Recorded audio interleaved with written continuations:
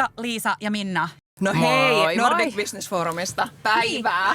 Niin, olemme siis Nordic Business Forumin podcast-studiossa tänään ja tulemme nauhoittamaan jakson Sukhinder Singh Cassidyn kanssa, joka puhuu 24. syyskuuta niin aiheesta Scaling Culture Without Losing Soul.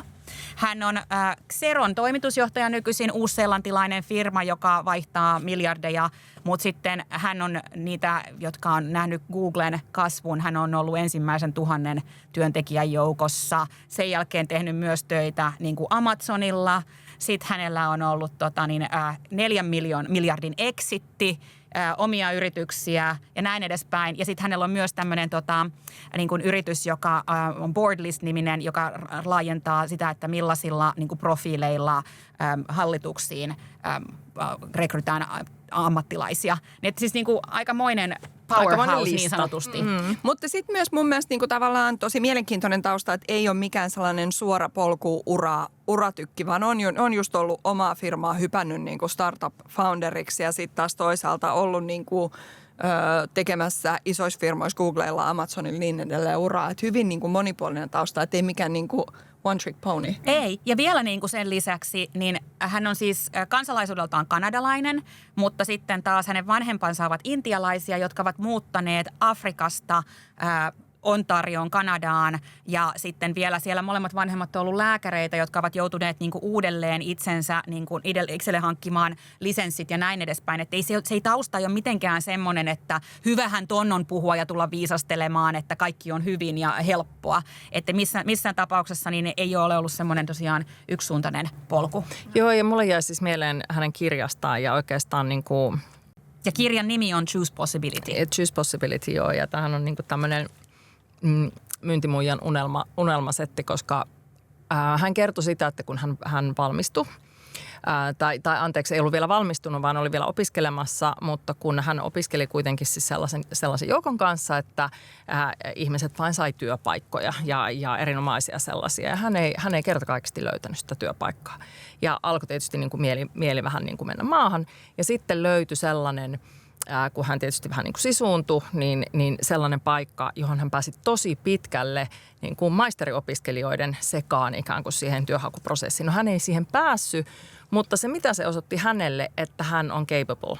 Että se sai siitä niin kuin boostia ja tätähän me niin kuin ihmisinä myöskin tarvitaan, että tavallaan niin kuin uskaltaa ottaa sen hypyn ja kokeilla jotakin, koska nyt ehkä voi kysyä, että mikä on pahinta, mitä voi sattua, jos ei yritä. Ja sitten tavallaan mun mielestä se, että vaikka se sun CV tai tausta tai joku ei kaikissa ympäristöissä erottuiskaan, niin kuitenkin niin kuin tavallaan, että on myös siitä ympäristöstä kiinni, että missä sä loistat. Että kun sä löydät sen oikean spotin itsellesi, niin siinä mestassa sä voit olla aivan niin kuin tosi päräyttävä kandidaatti ja niin edelleen. Tämä keskustelu on englanniksi, koska hän luonnollisestikaan ei puhu suomea.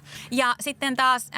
Me istuimme hetken aikaa yhdessä, keskustelimme vähän siitä niin kuin omasta kasvumatkasta, sitten puhuimme siitä johtajuudesta ja sitten vähän myös niin kuin sivusimme sitä, että miten me voitaisiin niin kuin täällä Suomessa asioita tehdä toisin ja oikeastaan...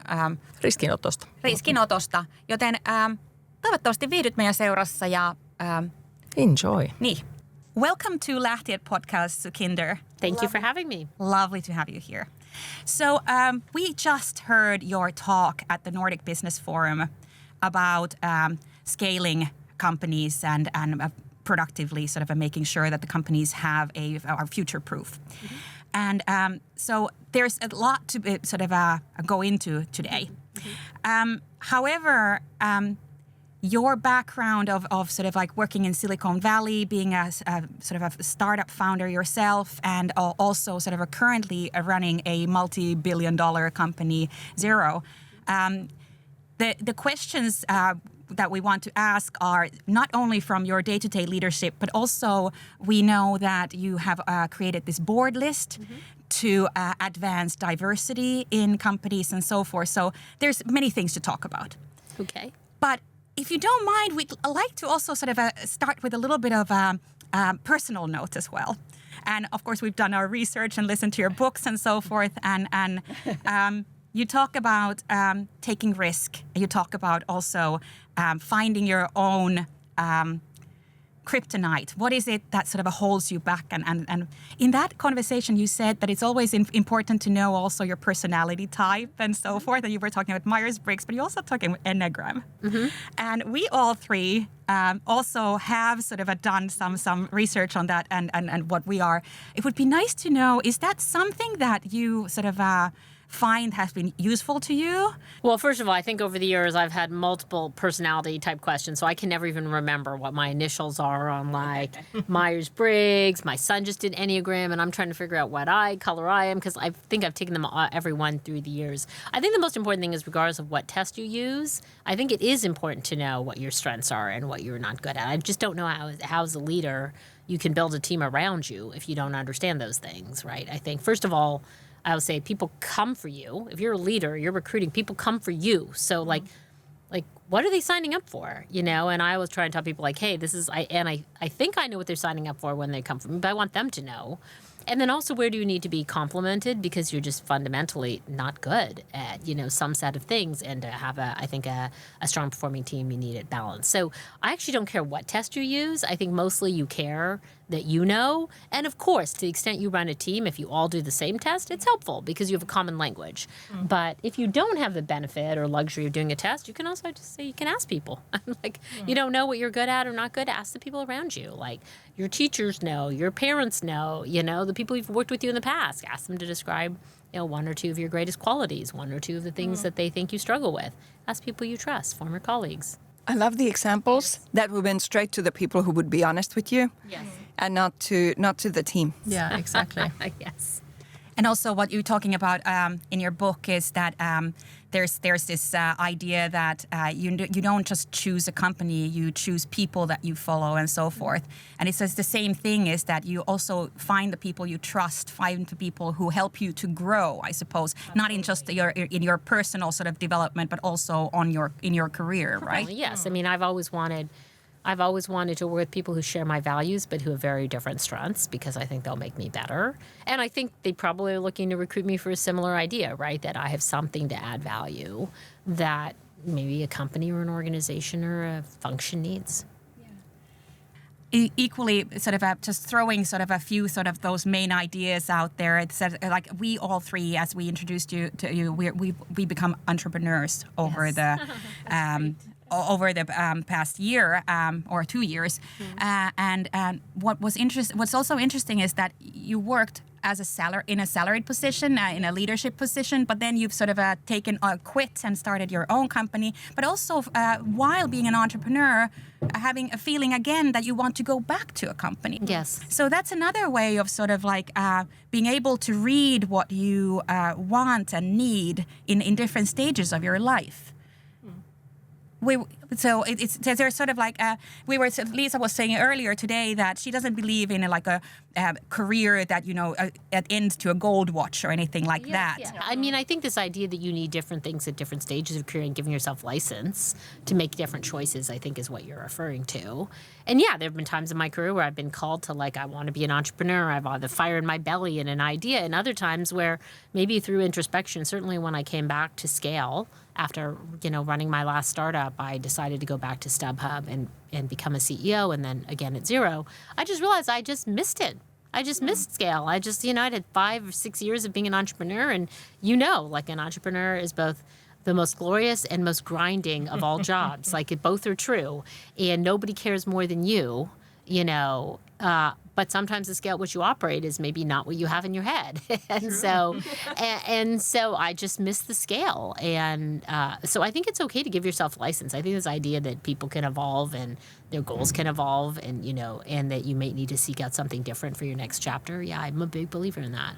Yeah. Hey, I was wondering, referring the discussion that we just had on the previous topic, that is there somebody or some leaders that had affect your career on the way, or some people that you would sort of...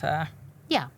Well, first of all, I think I have been lucky that I've always gone to work for people who I admire and who I think I can learn something from. So the truth is, probably from every single person I've worked for any long period of time, I've taken something. ironically, they all share something in common, which I'll talk to in a moment, which I think tells me something about myself. For sure, my most favorite not famous leader is my dad. I always say that. I think he was an entrepreneur. He was a doctor. He loved business and he loved serving people. And he's just like, just wise, like I think an inspiration to everybody who knew him. And so I think he's always been my North Star. And I think that's fine. So I think if I admire a leader, it's him because he had this great combination, which I talked about today, of like being purpose-driven. And you can be purpose-driven and commercial. You can be soulful and hard-charging. Like, why are those things opposites? They shouldn't be. They should be integrated. And he was just like a fully integrated human being. That's what I would say. So that, and he just, it's just so wise. And I'd say the common characteristic between all the other leaders I've worked for, they're all incredibly patient, which they share with my dad. They're all very present, which I wish I could be. I feel like I'm always like living for the next idea, living in the future, impatient to get there. They're all very calming. So there's something about the people I'm attracted to that aren't me that probably says something. And they're all incredibly bright and smart and have that like very unique balance of being like really good humans and just really wickedly good at what they do. But could it also be kind of going back to the kryptonite thing? Could it also be that we need a leader that's a bit different from us? I for sure think it is. Like, this is maybe one of the reasons I most believe in attracting diverse styles. Even my own leadership team, I think I would go nuts if my leadership team looked like me. I would hate me working for me. Yeah, exactly. I would hate me working for me too. I have on my leadership team a very diverse set of styles. There are, a couple, maybe one in particular that like has a lot of my common traits, but mostly they represent a very diverse skill set.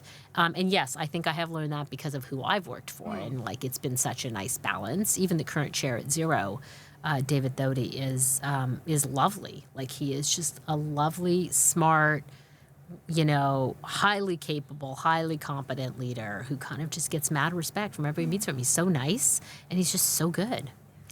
I have to ask because obviously my background is from sales, and that is all about taking risks. Yes. And being very resilient because you get those no's quite a bit. As is mine. So that's just normal life. Yes. But do you think that finding that for you it's a calming person who's bright and helps you to balance? Yes. And we all of us have that kind of a person. Yeah. So do you think that helps us to take those risks, that we are sort of a balanced situation, that we know that we have somebody who to trust, and then we can fly? Absolutely. Like I think I wrote about this in my book.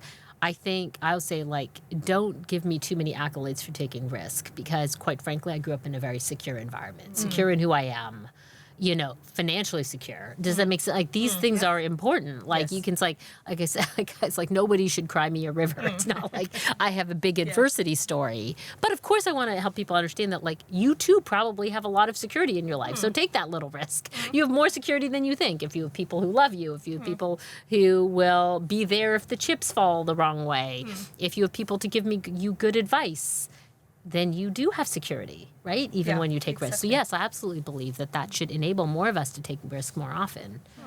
Yes, in one of the biggest newspapers in Finland, one of the main editors, she used to be the North American journalist from North America. And when she came back to Finland, she said that every woman in the Nordics should take more risks because in a global scale we're all white men. And I've loved the quote because I think we somehow kind of got so used to everything being so secure that we're playing safe. Too safe. And that's why I loved your book, Choose Possibility, because your story in that book, and especially what I think that we've all learned through the podcast and becoming entrepreneurs and so on, but I think I would need maybe more people around. I would wish them to learn is that a risk isn't a huge step. It's very incremental. Yeah, it's incremental. It's a number of small steps. Can you? Yeah, well, I think you hit on the core thesis. First of all, I would say you women are very lucky because you do live in a part of the world where gender equity is not only advanced, it's the norm. So there is no other right? Maybe I'm stating it too broadly, but I think that global sphere, you live in a place where equity is far more the norm than the exception. So yes, that should encourage you to take more risk. And yet the research shows, and I don't have the research for the Nordics specifically, I'm sorry, the research shows globally that women are more risk averse than men. To small risk, big risk, good risk, bad risk. And so I do think that, if there's one thing I wish everybody knew, to your point, it's that most risks we take in life are not big risks. It's the effect of small compounding moves. And so the point is just get in the game by taking one, because almost everything you do is not a two-way door. Or it's not a one-way door. I mean, you go through, if it doesn't work out, there's no way back, you know? Like I would say, speak up in a meetings, you know? Like you sound like an idiot, you can always go back later and say, you know, and say like, this is what I meant to say. But there's a probably much higher probability that you're saying something in the room that nobody else will say, but they all want to say, that advances the conversation. Those are the kind of tiny risks we should be taking all day. You're not going to get fired. Exactly, you know? And it's also almost like a muscle that you can develop. That when you take the small risks, it becomes easier to take more. Yeah, habit forming. Yes. So I'm sure for you now, if somebody asked you about starting a company, you guys would say, well, actually, yes, there's some big moves in there, but there were plenty of small moves before you ever made the big move. And I worked 50% in a salaried position. Minna worked evenings and weekends doing this company at nights. You risk the whole thing. You de-risk the whole thing by taking a little risk. Yeah, and I have to actually add to that, because I was thinking it one day, that only thing that I'm actually regretting today, that I didn't jump 6 months, 8 months earlier. Yes. Because now, what would have changed? It's like it feels like the huge leap, but it's not a huge leap. It's just, you just put yourself in a different position. Yeah. And you can always go back. Exactly. If things go haywire, they can always kind of decide that this didn't work for me. Yeah, but you made the key point, I think, of the book, which is like, I'm sure you started small. Yes. And I'm not saying everybody should start small, but I'm saying you started small, you tested your thesis, you kept going till the point of no return. And the point of no return might have been the day you actually quit your job. But up until that point, you had many, many data points before you actually had to take the big risk. So many people think it's no risk or big risk. It's like, no, it looks more like no risk, a little risk, a little risk, a little bit more risk, a little, and then enough data to make a bigger call.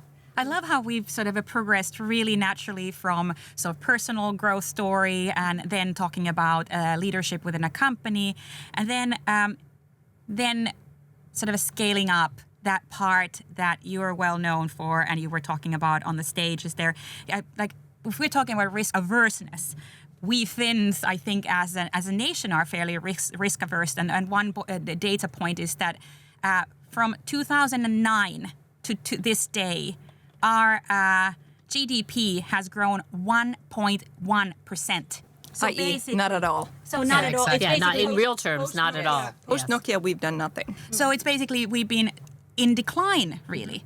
Now, there are probably many ways to see this and understand, but from your sort of a global perspective, if you could provide Finnish leaders, few pieces of advice, how to lead with encouraging people to take more risk or like how do we get out of this sort of a 17 years of stagnation? Yeah. Not that you have to solve the whole problem here.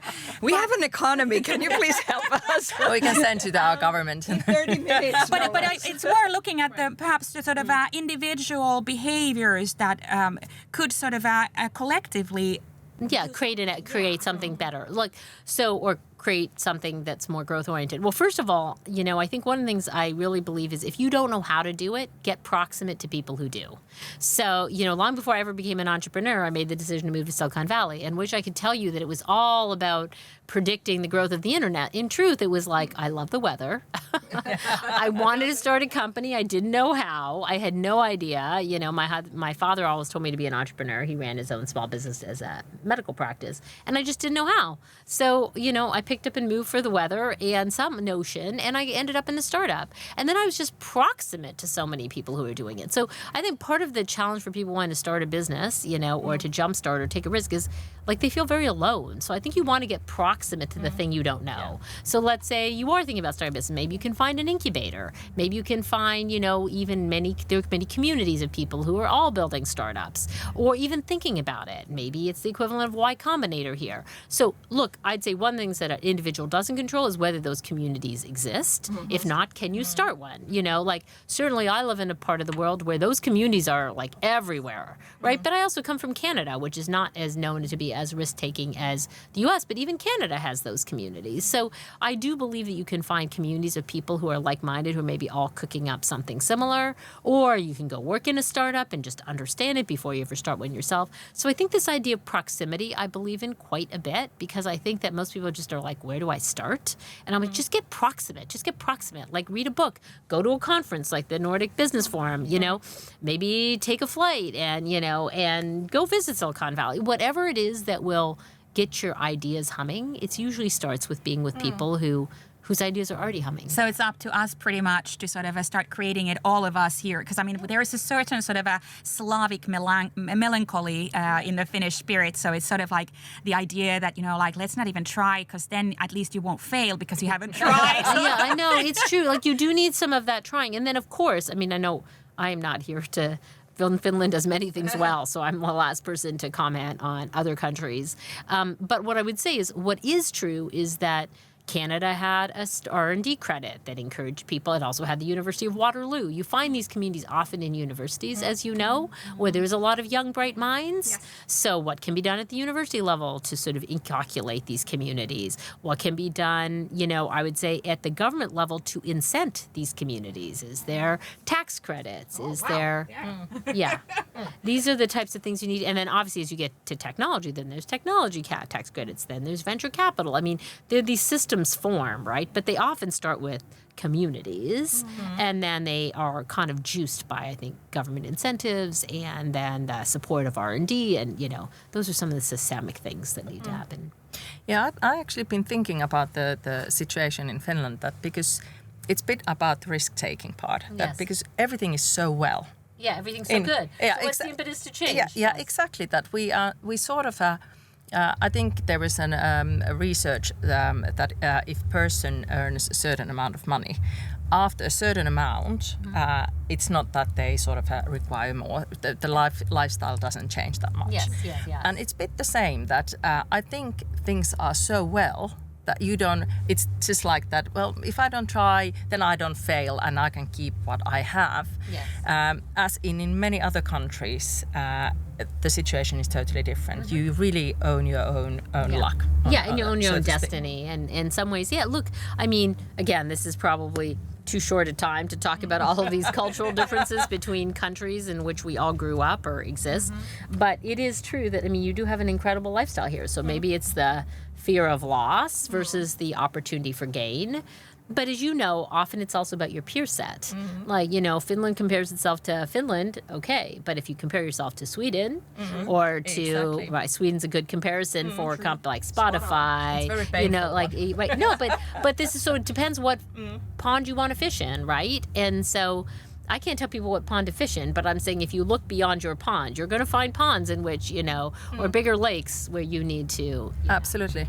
We're sort of battling for attention here, and not who gets to ask a question. But I really, we mentioned the board list in the beginning, and diversity. Yes. And at the same time, you said a proximity to people who are risk takers or who have that gumption and so forth. But at the same time, diversifying thinking. Yes. And bringing different sort of perspectives in.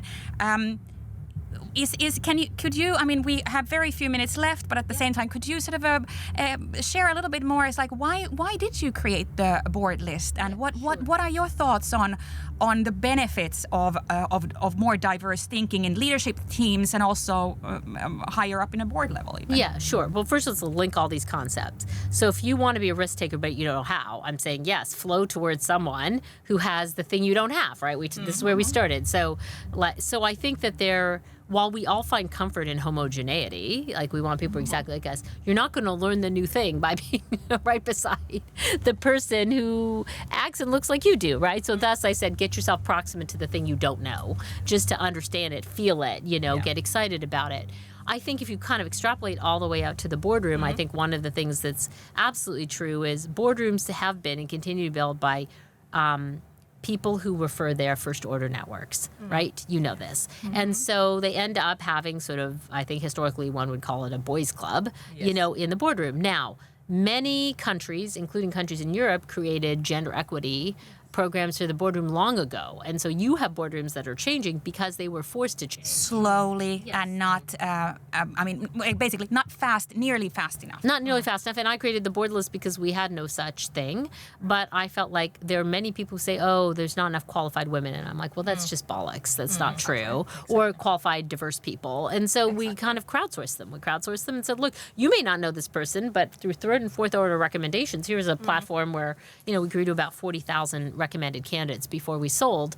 And so clearly I believe that diverse thinking is needed to advance any kind of performance. A lot of this conversation has been about that.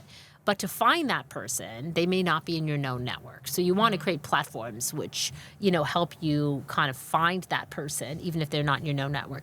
LinkedIn, to its credit, has now done an amazing job also opening up networks beyond your first order network. Now I can find somebody on my network who's like 10, you know, spaces away, but may have the skill set I need or, you know, might be an interesting person for me to talk to. So I think the good news is technology is helping this problem, and that board list is one such technology. It's a platform, it was like a mini LinkedIn just to find diverse directors. But there are, I think there is a need for both. We all want to be associated with high quality, highly trusted individuals, and certainly in the boardroom, you need that, right? So there is a bar to enter the boardroom, that's true. But that bar can't be who you know. It has to be what you know and what you're capable of contributing. And so you want to make that easier. Exactly. To get us kind of towards the end, towards our kind of listeners who are very often maybe higher middle management in companies, many of them, as many people are, what do you think, what could a person in that kind of in a more traditional company in high middle management position, what can they do to bring about the risk taking to kind of start changing the culture? Or is it more about kind of finding a new employer and getting close to the change somewhere else? Well, let's put it this way. The grass is always greener. So I'm not sure it's about changing the system before it's about attempting to change yourself. So I believe as a leader, you can't ask other people to take risk if you're not taking risks. So I think it's first identify the thing you're afraid of and what's a little risk you could take today. So I think it's hard. I think as a leader, it's like, you have to identify the thing you're afraid of. Like maybe you're afraid of sending an email to, you know, Upward. Maybe you're afraid of presenting to the board. Maybe you're afraid of challenging a colleague but you don't agree with the idea, whatever that is. I think find the little risk you can take and make it a habit. And then number 2, celebrate the risk takers on your team. You know, make them visible. Call it out. Like you don't have to say, oh, that person took a risk. You can just say like, oh, that was a really, like that idea we talked about in the last meeting, that was a really cool idea. I'd like to bring it back. You can find very simple ways to celebrate people who take small risks every day at work. On that thought, I was thinking when you were talking on stage about zero, I was thinking about how do you make, because you talked a lot about the kind of people who do the real magic, make the real magic, real work. And those are usually the people who are led by someone on a director level. And usually those people, the directors, don't have the leadership training. Yes. But you need to make sure that they know a talent and they know the risk taker when they see one. So how do you make that happen? Yeah, you know, it's a really good question because, as I said, although I joked that I go around my management team, I don't go around my management team. I go with my management team. We go. Like, I'm like, well, let's establish this group. So I think in some ways you want people learning by osmosis, and then you also want systems that reward it. So I think it is true that often you find people in people management roles who have never been trained as a people manager. Like most of us learn honestly on the job, right? So it's not that you can just say to somebody, well, you have to learn to be a people manager. I mean, I learned on the job, so did you. So I think you want to maybe as a leader of leaders, you want to create some systemic need to reward high performers, you know, and high performers might include, you might say like, look, agility is in our value system. And I'm sorry, we're going to rate, when we do ratings, you're asked to score people on all of these dimensions. So you give them the tools by which they can't sort of ignore the risk takers and need to celebrate them, if that makes sense. And then part of it is by role modeling yourself, like just seeing what you reward in a culture. And so I think that, and then of course, the last is like, don't just celebrate the leader who's rewarding their risk taker. encourage your own leaders to be taking those. You have to give them opportunities to take risks. So maybe you're going to invite them to present something. Maybe you're going to invite them to work on a new project. So I think you are trying to influence multiple levels at the same time. It's true. It's absolutely true. Exactly. And good leaders learn by osmosis. I mean, it's like sometimes just being in the same room and watching how another leader operates is all you need to do to get the license yourself, right? So I guess I'm a believer that you kind of are trying to influence multiple levels at once. And I suppose it is that if you can't imagine what you can't, if you don't see something, you can't imagine it. Yeah, and you just have to give people opportunities too. Like, what is the opportunity you can serve up for somebody to take a little risk, right? If they won't take it themselves. This is a really great moment to sort of recap.